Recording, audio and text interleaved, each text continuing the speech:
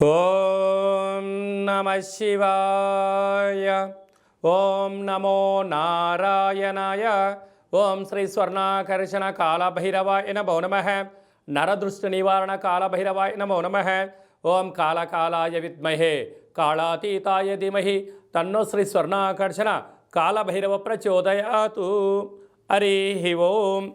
మా ఛానల్కి స్వాగతం. చూస్తున్న వీక్షకులకు ప్రేక్షకులకు ప్రియ కాళభైరవ భగవద్బంధుకి స్వాగతం పలుకుతూ మమ్మల్ని ఎంతగానో ఆదరిస్తూ ఉండబడినటువంటి ప్రియ సోదరీ మండలకు అందరికీ కూడా వసంత పంచమి మాఘ పంచమి సాక్షాత్ మహాసరస్వతీదేవి అమ్మవారి యొక్క ఆశీస్సులు అందరిపైన ఉండాలని, అందరినీ విద్యావేత్తలుగా, జ్ఞానవంతులుగా, గుణవంతులుగా, సంపన్నవంతులుగా అమ్మవారి యొక్క ఆశీస్సులు ప్రసాదించాలని కోరుకుందాం. ద్వాదశ రాశుల్లో గ్రహ గమనాల్ని ఒకసారి వీక్షింపచేద్దాం. మేషరాశిలో గురువు, కన్యరాశిలో కేతు సంచార స్థితి, ధనుసు రాశిలో కుజుడు బుధుడు శుక్ర సంచార స్థితి, మకర రాశిలో రవి సంచార స్థితి, కుంభరాశిలో శనిచర స్వామి స్వక్షేత్ర సంచార స్థితి, మీనరాశిలో రాహు సంచార స్థితితో ద్వాదశ రాశుల్లో గ్రహ గమనాలు ఈ విధంగా ఉన్నాయి.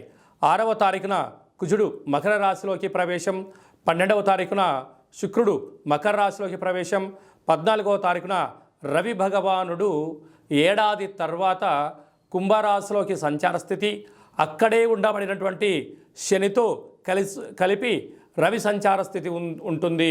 కనుక ద్వాదశ రాశిలో గ్రహ గమనాల్ని అనుసరిస్తూ ఈ యొక్క పక్షం రోజుల్లో ఎలా ఉండబోతుందో సవివరంగా సంపూర్ణంగా తెలుసుకుందాం. మకర రాశి వారు మాఘ పంచమి సందర్భంగా అమ్మవారి యొక్క ఆశీస్సులు ఎలా పొందాలో ఈ వీడియోలో సవివరంగా సంపూర్ణంగా తెలుసుకుందాం.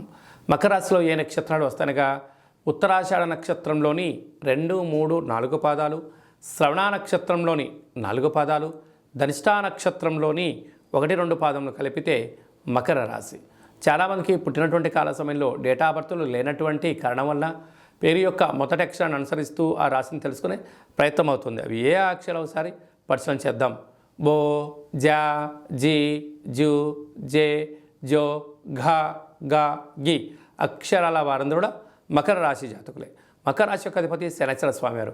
వీరు మాఘపంచమి సందర్భంగా అమ్మవారికి తెల్లటి నువ్వులతో కూడుకున్నటువంటి సున్నుండలు లాంటివి కానీ, నువ్వులతో కూడుకున్న పదార్థాలు కానీ, పాల పాయసం లాంటివి కానీ, పెరుగు దద్దోజనం లాంటివి ఆహార పదార్థాలు, తెలుపు వస్త్రాలు, తెలుపు గాజులతో అమ్మవారికి అర్చన అభిషేకం చేసినట్లయితే విద్య, ఉద్యోగ, వ్యాపార, సంగీత, సాహిత్య, నృత్య అనేక కార్యక్రమాల్లో అన్నింటా విజయం మీ సొంతం కాబోతుంది.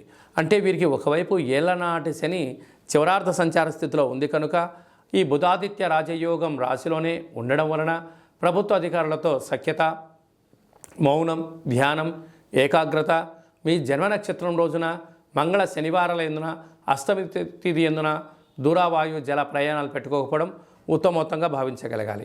ధనస్థానంలో శని సంచార స్థితి ఉండడం వలన ధనపరమైనటువంటి స్వల్పమైన చిక్కులు ఉండే అవకాశాలున్నాయి కనుక ధనాన్ని సమయాన్ని దయచేసి వృధా చేసుకోవద్దు. తృతీయ స్థానంలో రాహు సంచార స్థితి ఉండడం వలన తల్లిదండ్రులు, అత్తామామలతో స్వల్పమైన విభేదాలు రాబోతున్నాయి.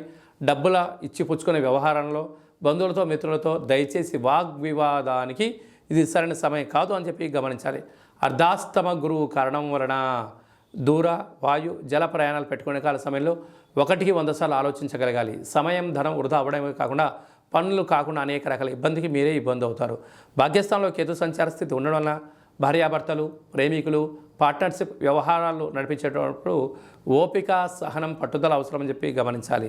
వ్యయంలో కుజ సంచార స్థితి ఉండడం వలన మీ జన్మ నక్షత్రం రోజున మీరు వాహనాలను, ధనాన్ని, లావాదేవీలను దూరంగా ఉండడం వలన సమయం, ధనం వృధా కాకుండా శత్రు ప్రభావాన్ని తొలగించే పరిస్థితి అధికంగా ఉంటుంది. డాక్టర్లు, వ్యాపారవేత్తలు, వ్యవసాయ సోదరీమణులు, గృహ భవన నిర్మాణ కార్యక్రమం చేసే వారికి చాలా మంచి కాలము అని చెప్పి గమనించాలి.